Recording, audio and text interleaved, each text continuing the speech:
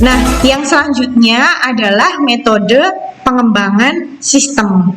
Nah, di sini saya contohkan beberapa. Jadi untuk metode pengembangan sistem itu jenisnya ada banyak ya, dan tidak terbatas untuk sistem informasi saja. Ada juga metode yang khusus untuk pengembangan jaringan dan ada juga yang khusus untuk pengembangan multimedia. Nah, di sini yang saya contohkan itu yang pertama adalah waterfall yang biasanya sering banget dipakai oleh mahasiswa. Jadi kalian bisa menemukan banyak sekali contoh dari karya-karya kakak tingkat ataupun mahasiswa-mahasiswa yang dulu-dulu gitu ya. Biasanya mereka pada buatnya pakai ini, referensinya banyak. Nah, kemudian model prototype, ada model RAD, model iteratif, dan model spiral. Nah, di sini saya hanya akan mencontohkan beberapa saja karena pada dasarnya metode pengembangan sistem ini nanti akan dibahas lebih lanjut di mata kuliah rekayasa perangkat lunak, gitu ya. Nah, yang pertama di sini yang saya contohkan adalah model waterfall.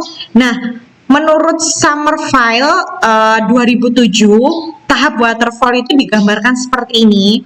Jadi pada dasarnya dan pada intinya tahapannya itu yang sudah saya bahas di YouTube siklus pengembangan sistem. Jadi sama seperti itu, cuman ada beberapa pengembangan di istilah gitu. Nah, yang pertama ini misalkan ya, yang pertama di sini adalah requirements definition. Requirements definition itu adalah definisi kebutuhan. Nah, kita bisa mendefinisikan kebutuhan dari apa?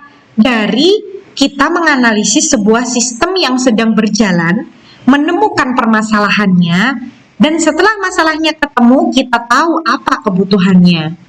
Gitu. Nah, terus kemudian yang selanjutnya adalah System and Software Design. Nah, ini dia masuk ke perancangan sistem dan perancangan perangkat lunak. Nah, kemudian yang selanjutnya adalah Implementation and Unit Testing. Artinya, sistemnya itu dibuat dengan bahasa pemrograman tertentu dan kemudian diuji coba dari sisi developer. Jadi, dari sisi pengembang itu dicek apakah ini masih ada bug dan errornya.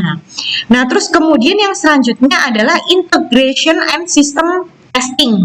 Integration dan sistem testing berarti sistem yang sudah dibuat itu diterapkan di sana. Mungkin ada beberapa aplikasi yang harus terintegrasi, maka itu harus diintegrasikan. Nah, kemudian juga mungkin ada beberapa infrastruktur yang harus dipersiapkan atau dipersiapkan dan kemudian dieksekusi di perusahaan. Nah, itu juga dilakukan. Nah, kemudian di sini sama sistem testing, artinya kita uji dari sisi penggunanya, apakah pengguna itu bisa mengoperasikan secara baik dan benar atau belum. Nah, terus yang terakhir itu adalah operation and maintenance, artinya sistemnya itu sudah digunakan dan kemudian dirawat, artinya tetap dipantau dan dipastikan dia bisa berjalan dengan baik dan benar. Nah, terus yang selanjutnya itu ada menurut Pressman tahun 2015. Nah, di sini dia berkembang lagi. Analisis itu dikatakan sebagai communication dan planning. Jadi communication ini proses komunikasi antara si pengembang atau tim proyek dengan organisasi gitu. Dan sebaliknya ya, dari tim organisasi ke tim pengembang proyek. Nah, setelah melalui hasil diskusi dan komunikasi itu tentang apa sih sebenarnya kemauan mereka itu mau buat sistem informasi yang seperti apa sih, goalnya itu seperti apa, dan apa sih yang mereka inginkan bisa dicapai oleh sistem informasi ini. Nah, setelah itu ketemu, mereka akan planning para developer itu. Jadi mereka akan mengestimasi kira-kira untuk menyelesaikan proyek ini butuh waktu berapa lama. Nah, kemudian ada tahap schedule. Jadi, kita membuat kesepakatan untuk bulan pertama dan kedua, kita akan melakukan analisis misalnya, dan nanti perusahaan pun juga akan menyediakan waktu karena yang namanya analisis itu kan harus melibatkan organisasi, tidak bisa tim IT-nya mengarang sendiri atau mengira-ngira gitu kan nggak bisa. Jadi mereka harus datang ke sana, harus mencari data dan menanyakan permasalahan langsung ke orang-orang yang terkait. Nah, itu jadi dari sisi pengembangnya itu menjadwalkan untuk tanggung jawab mereka masing-masing dan juga menjadwalkan kesediaannya si perusahaan karena tidak semua orang bersedia waktunya diambil untuk wawancara gitu ya. Ada beberapa orang yang daripada saya mengikuti sesi diskusi seperti itu, mending saya gunakan untuk menyelesaikan pekerjaan yang lain yang lebih urgent. Nah, seperti itu. Dan yang bisa mengkondisikan waktu prioritas karyawan itu adalah atasan. Nah, itu dikomunikasikan di awal, kemudian terbentuklah perencanaan. Nah, setelah itu kita tracking. Tracking itu termasuk memonitoring. Misalkan bulan pertama itu kita harus sudah menghasilkan analisis permasalahan. Jadi permasalahan itu harus sudah ketemu secara komprehensif gitu kan. Nah, apakah dalam 1 bulan itu analisis sudah ditemukan? Dan apakah ketika dalam waktu sebulan itu analisis bisa diselesaikan? Nah, seperti itu. Jadi itu kan butuh tracking ya. Sejauh mana ini tim itu sudah berprogres? Apa sih yang mereka kerjakan dan sudah sampai mana pekerjaan mereka? Nah, terus yang selanjutnya adalah modeling. Modeling ini terkait dengan analisis dan desain. Jadi setelah kita sudah menganalisis, maka kita membuat desainnya. Nah, setelah itu ada construction. Construction di sini maksudnya adalah kalian ngoding dan kemudian kalian tes apakah itu ada bug dan errornya atau tidak. Nah, yang selanjutnya adalah deployment. Deployment ini sistem yang sudah kita buat tadi, kita deliver, kita ajarkan ke perusahaan, kita ajarkan ke usernya untuk mengoperasikannya, kemudian juga memastikan bahwa kita juga mendukung pengoperasionalan itu. Maksudnya mendukung itu nggak terus mereka kita installin terus kita biarin gitu, enggak, tapi kita ajarin dia untuk mengoperasikan sistem ini supaya paham, supaya bisa berjalan dengan baik gitu.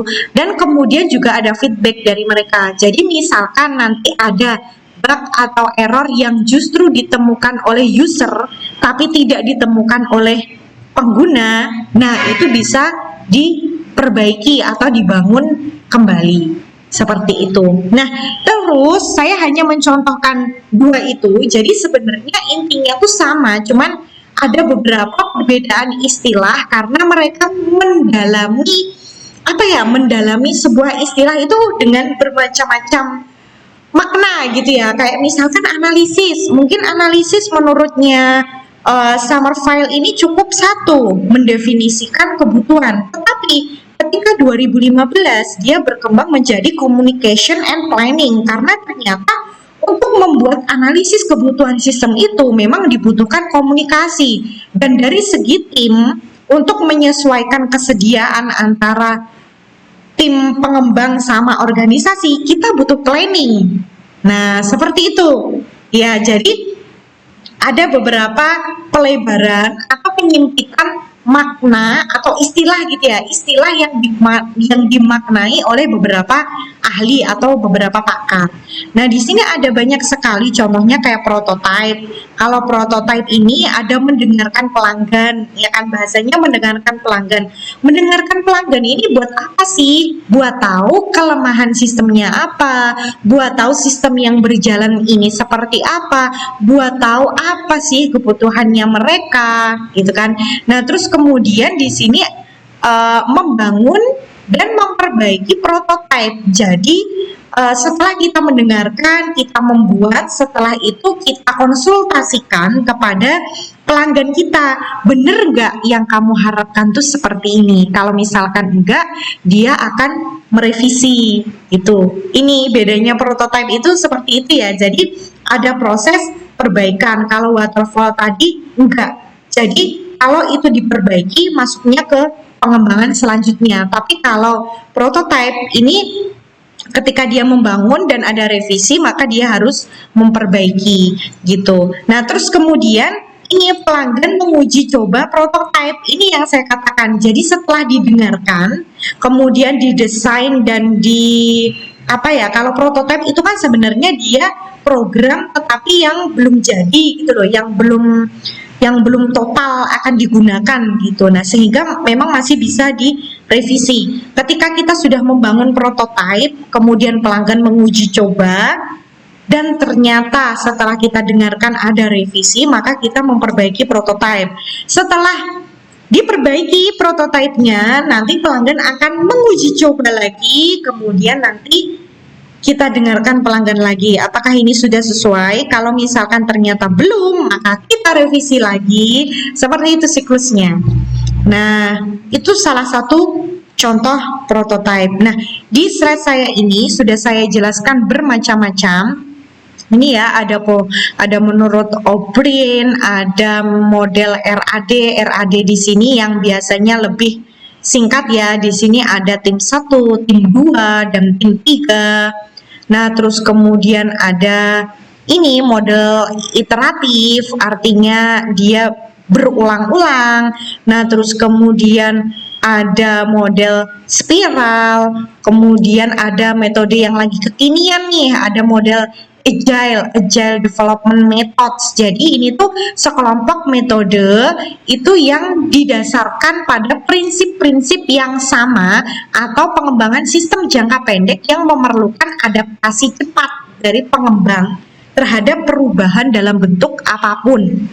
Nah, ini ada banyak sekali penjelasannya, nanti bisa dibaca di PowerPoint yang saya berikan. Kebetulan memang tidak saya bahas mendetil karena ini nanti akan dipelajari secara khusus oleh mata kuliah rekayasa perangkat lunak. Nah, ini ya, jadi model agile itu ada banyak, ada XP, ada ASD, ada DSDM, ada Scrum, ada Kristal, ada FDD, ada AM itu sendiri, dan ada RUP. Nah, ini sudah saya berikan beberapa referensi juga. Ada XP ini menurut Sarosa. Jadi mulai dari planning, desain, coding, kemudian testing, sampai software itu rilis.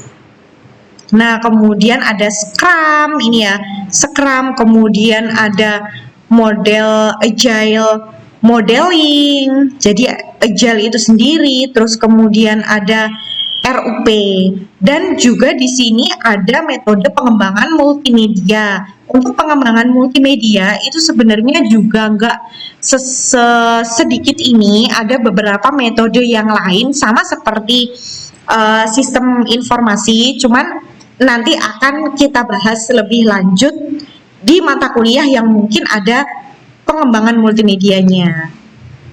Nah, terus kemudian ini untuk model pengembangan jaringan, ini juga ada model NDLC. Dia dimulai dari analisis, desain, simulasi, kemudian implementasi, monitoring, sampai jaringan tersebut di manajemen. Itu ya. Oke, sekian untuk materi saya tentang pengembangan sistem. Terima kasih telah menyimak. Sampai jumpa di pertemuan yang akan datang.